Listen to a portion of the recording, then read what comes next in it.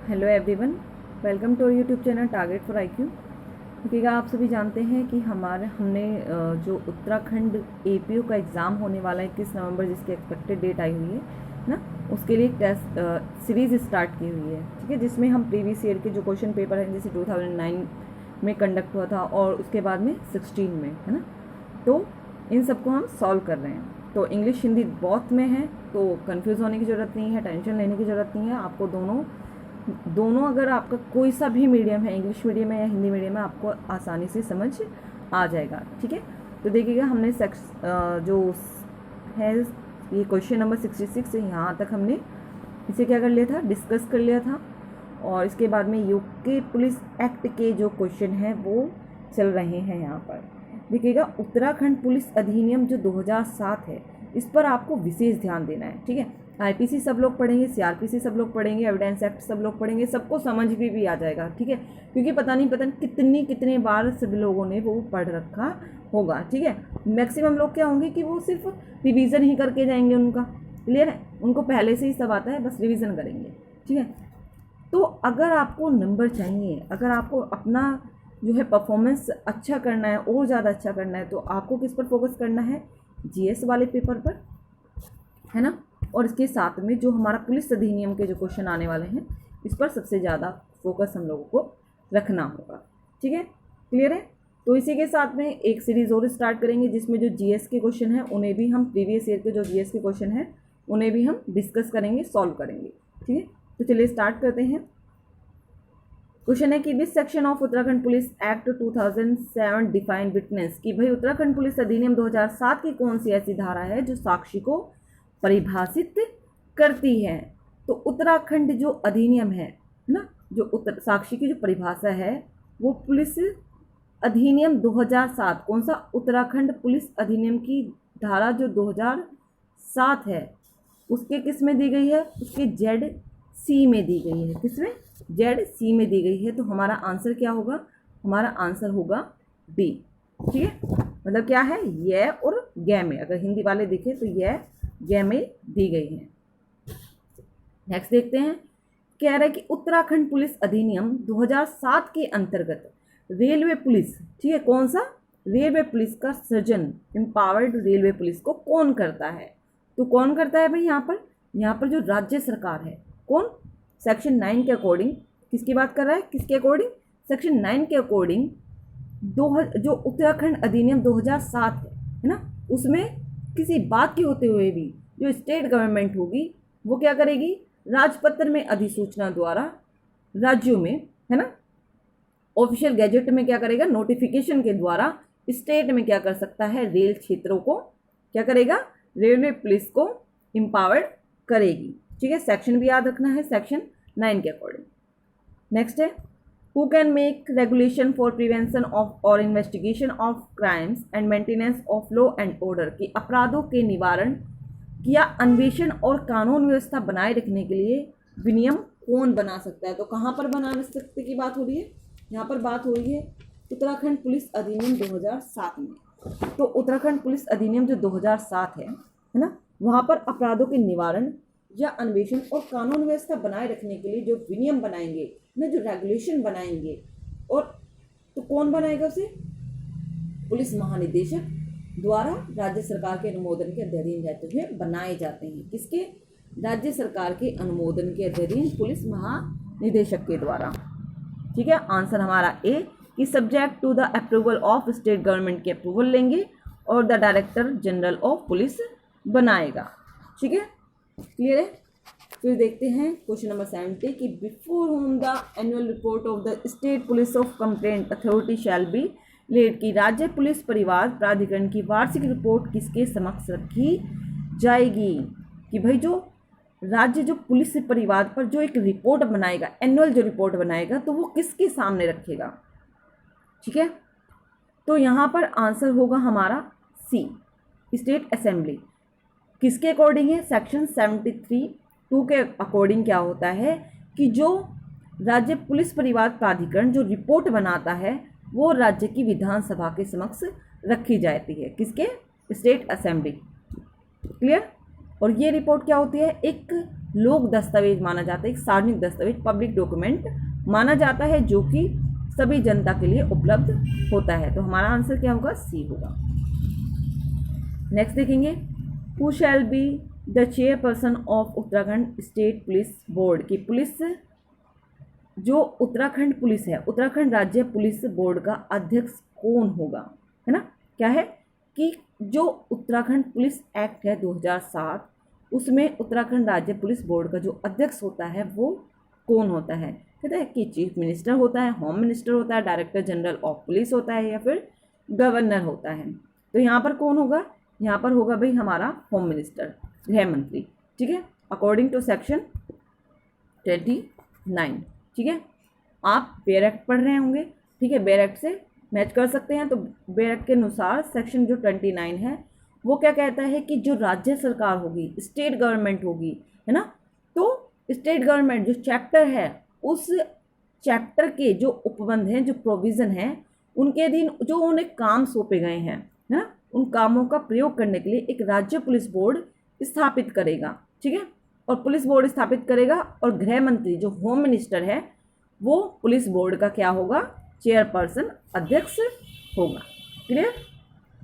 Next देखेंगे, who shall be the chairperson of police establishment committee. यहाँ पर पहले क्या भी बात हुई थी, जो क्वेश्चन था 71, उसमें पुलिस बोर्ड के अध्यक्ष की बात कर रहे थे, लेकिन अब पुलिस अधिष्ठान समिति के अध्यक्ष की बात कर रहे हैं भाई। किसकी? पुलिस स्टेबलाइजमेंट कमेटी के अध्यक्ष कौन होगा, इसकी बात कर रहा है। तो पुलिस स्टेबलाइजमेंट कमेटी का जो अध्यक्ष होगा वो डायरेक्टर जनरल ऑफ पुलिस होगा। ठीक है, मतलब पुलिस महानिदेशक होगा according to section 38(1). Clear? Next है, कहता है कि in exceptional circumstances who is authorised to direct, just wait, who is authorized to direct the police force and armed force units in revenue police area। क्या कह रहा है कि अपवादित जो परिस्थितियां होती हैं, जो एक्सेप्शनल जो परिस्थितियां होती हैं, उसमें पुलिस बल व सशस्त्र बल पुलिस इकाइयों को राजस्व मतलब रिवेन्यू पुलिस क्षेत्र में कार्य करने हैं तो निर्देश देने के लिए निम्न में से कौन प्राधिकृत होता है। तो कह रहा है कि गवर्नर होता है, डायरेक्टर जनरल ऑफ पुलिस होता है, डिस्ट्रिक्ट मजिस्ट्रेट होता है, या होम सेक्रेटरी होता है। तो भाई कह रहा है कि जब एक्सेप्शनल सर्कमस्टांसेस हमारे सामने आ गई हों, ठीक है, तो कौन ऑथराइज्ड है पुलिस को और आर्म फोर्स को रिवेन्यू पुलिस एरिया में क्या करने के लिए? कार्य करने हैं, तो निर्देश देने के लिए। तो यहाँ पर गवर्नर होगा। कौन? गवर्नर होगा। और प्रावधान कहाँ पर दिए गए हैं? सेक्शन 40 में दिए गए हैं। ठीक है, जस्ट वेट, एक सेकेंड रुकिएगा जरा, थोड़ा कन्फ्यूज़न लग रहा है इस क्वेश्चन में। देखिएगा, इस क्वेश्चन का जो आंसर है वो आंसर की मैं गलत दिया हुआ था। तो इसका जो आंसर होगा वो सी होगा। डिस्ट्रिक्ट मजिस्ट्रेट की जो आपराधिक परिस्थितियाँ होंगी में ऐसा आदेश जिला मजिस्ट्रेट द्वारा पुलिस अधीक्षक के माध्यम से धारा 40 के प्रावधानों के अनुसार दिया जा सकता है ना। हमें बिल्कुल करेक्ट आंसर देखना है, क्योंकि भाई उत्तराखंड पुलिस अधिनियम है, हमारे मतलब से थोड़ा सा मतलब अलग ही स्टेट का है। बिल्कुल कुछ ही क्वेश्चन आएंगे, है ना, 10-12 क्वेश्चन आएंगे, 15 क्वेश्चन आएंगे, लेकिन क्या है कि लेकिन उनका वो क्या है कि हमारे मार्क्स बढ़ाने में, जो हमारे नंबर इंक्रीज़ करेंगे उसमें वो बहुत ज़्यादा बेनिफिशियल है। तो हमें एक एक नंबर का बहुत अच्छे से ध्यान देना है, अच्छे से पढ़ना है। तो इसका आंसर क्या होगा? इसका आंसर होगा डिस्ट्रिक्ट मजिस्ट्रेट, आंसर सी। ठीक है, जिला मजिस्ट्रेट। नेक्स्ट देखेंगे कि विच of the following section of Uttarakhand police act 2007 permits the police officer to take charge of unclaimed movable property not being a case property। कह रहा है कि पुलिस अधिनियम 2007 की कौन सी ऐसी धारा है जो अदावाकृत चल संपत्ति, जो कि वाद से संबंधित संपत्ति नहीं है, तो अपने कब्जे में लेने के लिए पुलिस अधिकारी को अधिकृत करती है। तो कौन सी धारा है ऐसी? ये धारा है भाई, ये धारा कौन सी है? धारा है 46। तो हमारा आंसर क्या होगा? आंसर होगा बी, सेक्शन 46। नेक्स्ट है कि who is empowered to frame rules for witness protection as a measure of human rights protection. कह रहा है कि मानवाधिकार संरक्षण के उपाय के रूप में साक्षी के संरक्षण के लिए नियम बनाने की शक्ति निम्न में से किसको प्राप्त है? राज्य सरकार को, स्टेट गवर्नमेंट को, स्टेट ह्यूमन राइट कमीशन को, गवर्नर को, या फिर डायरेक्टर जनरल ऑफ पुलिस को है। तो भाई जो ये क्वेश्चन है इसका आंसर कि मानव अधिकार संरक्षण के उपाय के रूप में साक्षी के संरक्षण के लिए नियम बनाने की शक्ति किसको प्राप्त है, वो है राज्य सरकार को। और according to section 54 of Uttarakhand police act, ठीक है, उत्तराखंड पुलिस एक्ट की जो धारा है 54, उसमें साक्षी के विटनेस के संरक्षण की प्रोटेक्शन की बात की गई है। नेक्स्ट है कि which chapter of Uttarakhand police act 2007 is related to the police accountability. कह रहे हैं कि उत्तराखंड पुलिस अधिनियम 2007 का कौन सा ऐसा चैप्टर है जो कि पुलिस की जवाबदेही से संबंधित है। तो देखिएगा चैप्टर 6, चैप्टर 7, चैप्टर 8, चैप्टर 9, ठीक है। तो सबसे पहले हम क्या करते हैं कि हम जितने भी चैप्टर हैं चैप्टर 6 से लेकर सारे चैप्टर डिस्कस कर लेते हैं। तो जो चैप्टर हमारा 6 है ना, आंसर से पहले हम चैप्टर डिस्कस करें। चैप्टर जो 6 है वो पुलिस व्यवस्था के लिए विशेष प्रावधान की बात कर रहा है। किसकी बात कर रहा है कि पुलिस ना, किसकी, कि पुलिस जो व्यवस्था होगी उसके लिए विशेष प्रावधान की बात कर रहा है हमारा चैप्टर 6। फिर हमारा चैप्टर 7 देखते हैं। चैप्टर 7 किसकी बात कर रहा है कि जो पब्लिक व्यवस्था होगी और आंतरिक सुरक्षा के संदर्भ में पुलिस व्यवस्था की बात करता है, ठीक है, क्लियर। उसके बाद में हमारा चैप्टर 8 बात करता है पुलिस की जवाबदेही से, किसकी, पुलिस की अकाउंटेबिलिटी की से, कि भाई पुलिस क्या होगी, जवाबदेह होगी, है ना। और चैप्टर जो हमारा है 9 वो बात करता है पुलिस कल्याण और शिकायतों के निवारण से। तो आपको पता ही चल गया होगा इसका आंसर। इसका आंसर होगा हमारा सी, चैप्टर 8 बात करता है पुलिस की जवाबदेही से। आपको ध्यान रखना है कि सेक्शन के साथ साथ आपको चैप्टर के बारे में भी नॉलेज होने चाहिए। कम से कम 1 या 2 क्वेश्चन इसी से रिलेटेड पूछ लिया जाता है कि ये वाला चैप्टर किस बात से रिलेटेड है ना, ये चैप्टर कौन सा है। तो छोटा एक्ट है तो कहीं से भी क्वेश्चन पूछ सकता है ना, तो इसलिए ये सारी चीज़ें आपको याद रखनी है, ध्यान रखनी है। नेक्स्ट देखिएगा, police personnel means such police officer whose appointing authority is, कि पुलिस कार्मिकों से अभिप्रेत ऐसे पुलिस अधिकारियों से हैं जिनकी नियुक्ति प्राधिकारी होता है। तो जिनका नियुक्ति प्राधिकारी कौन होता है, तो डायरेक्टर जनरल ऑफ पुलिस और एनी ऑफिसर सबॉर्डिंग टू हिम। कौन है भाई, कि पुलिस महानिदेशक या उसके अधीनस्थ कोई अधिकारी। आंसर बी, सेक्शन 2(4) के अकॉर्डिंग। फिर है किसकी, पुलिस कार्मिकों की बात कर रहा है कि पुलिस कार्मिक कौन होते हैं, इसकी परिभाषा की बात कर रहा है। तो धारा 2(4) में इसे डिफाइन किया गया है पुलिस कार्मिक को, ठीक है। नेक्स्ट देखेंगे कि a person may be appointed as an independent member of state police board for a term of, कि किसी व्यक्ति को राज्य पुलिस बोर्ड के स्वतंत्र सदस्य के रूप में नियुक्त किया जा सकता है। कितनी अवधि के लिए, तो ये जो अवधि होगी ये अवधि होगी 2 वर्ष, है ना। कितनी वर्ष होगी, 2 वर्ष तक के लिए इसे नियुक्त किया जा सकता है। नेक्स्ट है कि who among the following established bureau of police research and development, कि पुलिस अनुसंधान और विकास ब्यूरो की स्थापना करने की शक्ति किसको प्राप्त है। तो ये शक्ति जो प्राप्त है वो है राज्य सरकार को, अकॉर्डिंग टू सेक्शन 16, ठीक है। अकॉर्डिंग टू सेक्शन 16 राज्य सरकार को ये शक्ति है कि पुलिस और अपराध से संबंधित विषयों पर क्या करे, इन्वेस्टिगेशन करने के लिए पुलिस अनुसंधान, है ना। पुलिस अनुसंधान की मतलब क्या है कि पुलिस रिसर्च की और डेवलपमेंट की क्या करे, स्टेबलाइजमेंट करे, स्थापना करे, ठीक है, क्लियर। फिर देखेंगे the state police complaint committee shall forward the complaint of misconduct received by for further action to the, कि राज्य पुलिस परिवार प्राधिकरण इसके द्वारा प्राप्त औपचारों की शिकायतों को आगे की कार्रवाई के लिए अग्रसारित करेगी। किसके पास भेजेगी, तो ये किसके पास भेजेगी, पुलिस महानिदेशक के पास में, ठीक है। सेक्शन 71 क्या कह रहा है पुलिस एक्ट का, कि प्राधिकरण जो होगा, है ना, कौन, जो प्राधिकरण होगा तो वो क्या करेगा, उसके द्वारा सीधे जो प्राप्त अपवाद की शिकायतें आगे की कार्रवाई के लिए पुलिस महानिदेशक को अग्रसारित कर देगा, क्लियर। अब ये जो क्वेश्चन थे हमारे पुलिस एक्ट के ये कंप्लीट हो चुके हैं। इसके बाद में हमारे सीआरपीसी के क्वेश्चन स्टार्ट होने वाले हैं। सीआरपीसी के क्वेश्चन देखते हैं। फिर कहता है स्टेट पुलिस कंप्लेंट कमेटी, वही क्वेश्चन है 81 से, सॉरी। डायरेक्टरेट ऑफ प्रोसिक्यूशन में स्टेबलाइज्ड बाय द, कि जो अभियोजन जो निदेशालय है सेक्शन 25A में, है ना, तो इसकी जो स्थापना की गई है, ये स्थापना किसके द्वारा की गई है? तो स्थापना की गई है स्टेट गवर्नमेंट के द्वारा। स्टेट गवर्नमेंट क्या करेगी? 25(1) में CRPC में लिखा हुआ है 25 कै में कि राज्य सरकार एक अभियोजन निदेशालय स्टेट गवर्नमेंट क्या करेगी? एक अभियोजन निदेशालय की स्थापना करेगी। नेक्स्ट है officer in charge of police station shall report the cases of all person arrested without warrant to, कि भाई जो क्या है, एक थाने का जो भार साधक अधिकारी है वो सभी व्यक्तियों की गिरफ्तारी की जो बिना वारंट के गिरफ्तार किए गए हैं वो रिपोर्ट किसको भेजेगा?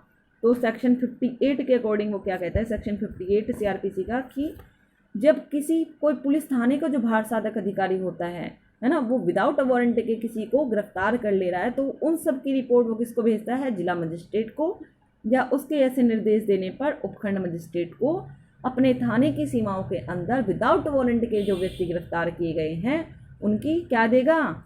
उनकी सूचना देगा, चाहे उन्होंने जमानत ले ली हो या फिर ना ली हो।